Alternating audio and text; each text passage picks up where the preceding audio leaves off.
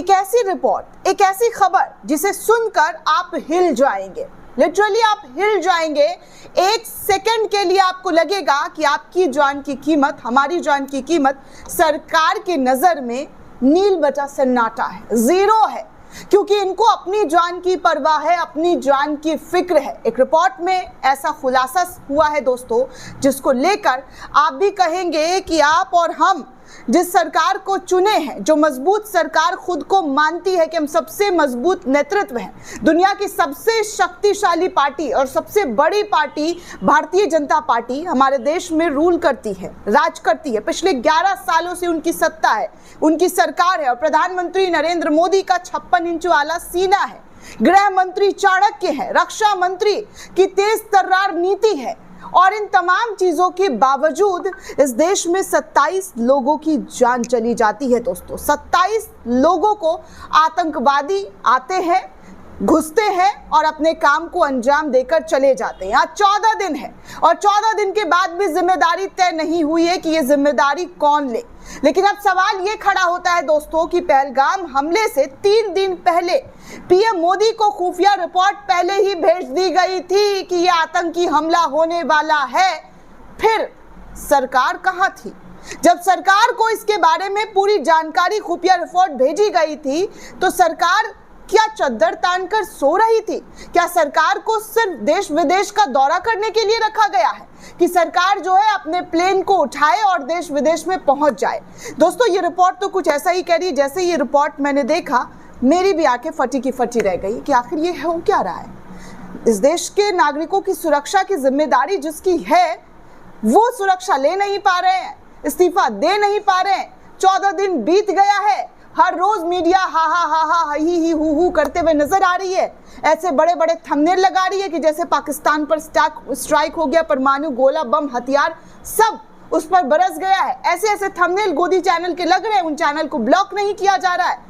लेकिन फिर भी जो रिपोर्ट कहती है दोस्तों, उस रिपोर्ट को देखकर आप दंग हो जाएंगे कि देखिए हमारी जान की कीमत एक कौड़ी की भी नहीं है।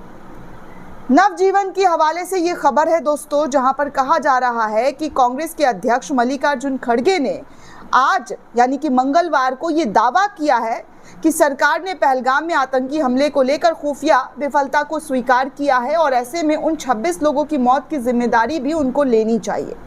उन्होंने यहाँ कांग्रेस की संविधान बचाओ रैली को संबोधित करते हुए इस बात को दोहराया कि पाकिस्तान प्रायोजित आतंकवाद के खिलाफ उठाए गए हर कदम का कांग्रेस समर्थन करेगी और सरकार के साथ खड़ी होगी।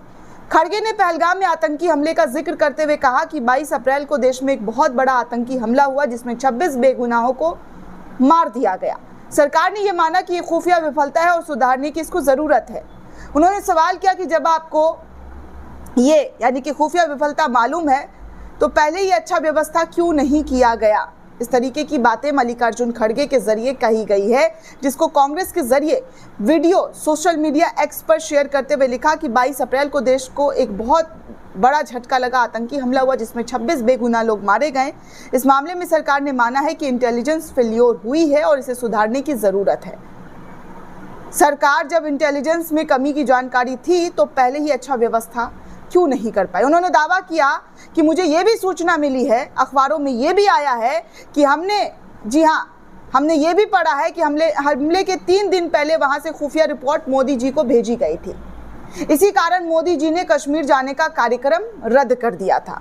कांग्रेस अध्यक्ष ने सवाल किया है कि जब खुफिया तंत्र के लोगों का कहना था कि प्रधानमंत्री का जाना मुनासिब नहीं है, तो ये बात अपनी खुफिया एजेंसी के लोगों को, सुरक्षा के लोगों को, पुलिस को और वहां पर सीमा सुरक्षा बल को क्यों नहीं बताई गई और लोगों की सुरक्षा को क्यों नहीं सिक्योर दिया गया, क्यों नहीं उनको सुरक्षित किया गया, जब सरकार को ये तमाम जानकारी पहले से ही मालूम थी?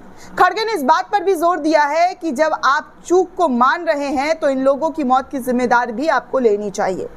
उनका कहना था कि पाकिस्तान की आतंकी गतिविधियों के खिलाफ लड़ने के लिए सरकार ने जो भी कदम उठाया है हम उसका पूरा समर्थन करेंगे, लेकिन जब जानकारी आपको पहले से ही दी गई थी मोदी जी, तो आपने सुरक्षा में बदइंतजामात क्यों किया?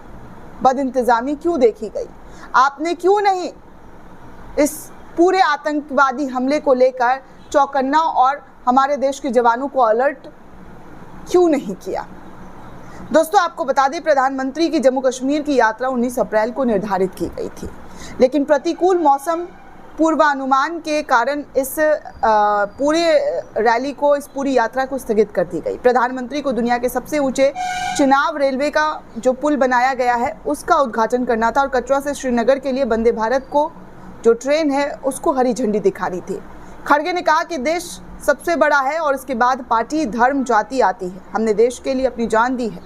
इंदिरा गांधी जी जो पूर्व प्रधानमंत्री रही, राजीव गांधी जो पूर्व प्रधानमंत्री रहे, उन्होंने देश को एक रखने के लिए अपना बलिदान दिया। महात्मा गांधी जी ने तो देश को आज़ादी दिलाई, लेकिन एक गद्दार ने उनके सीने में गोलियां दाग दी। बीते 22 अप्रैल को जम्मू कश्मीर के पहलगाम में आतंकियों ने कम से कम 26 लोगों की निर्मम हत्या कर दी। इसमें ज़्यादातर पर्यटक थे। भारत ने इस भयावह घटना के लिए पाकिस्तान से जुड़े आतंकवादी समूह को जिम्मेदार ठहराया है। खड़गे ने रैली में इस बात का भी जिक्र किया है कि वो पिछले साल झारखंड में इंडिया गठबंधन की सरकार बनाने के बाद पहली बार रांची पहुंचे। उन्होंने कहा कि मैं सभी लोगों को तहे दिल से शुक्रिया अदा करना चाहूँगा कि हम सब ने आपकी वजह से बहुमत हासिल किया और आज झारखंड में एक बहुत मजबूत सरकार चल रही है। तो इस तरीके की बातें जो है मल्लिकार्जुन खड़गे के ज़रिए अपनी पार्टी को लेकर कही गई है। लेकिन सवाल वही है दोस्तों कि जब सरकार को इंटेलिजेंस जो है पहले ही मिल चुकी थी, सारी जानकारी मालूम थी, तो इतनी लापरवाही क्यों उठाई गई? क्या हमारे देश में नागरिकों की जान की कोई कीमत नहीं है? क्या हमारे देश के नागरिक इतने सस्ते हो गए हैं कि उनको कोई भी आकर मारकर चला जा रहा है और मीटिंग करके ये बताने की कोशिश की जा रही है कि देखिए हम ये कर रहे हैं, वो कर रहे हैं? सवाल तो देना पड़ेगा प्रधानमंत्री जी, गृह मंत्री जी, रक्षा मंत्री जी।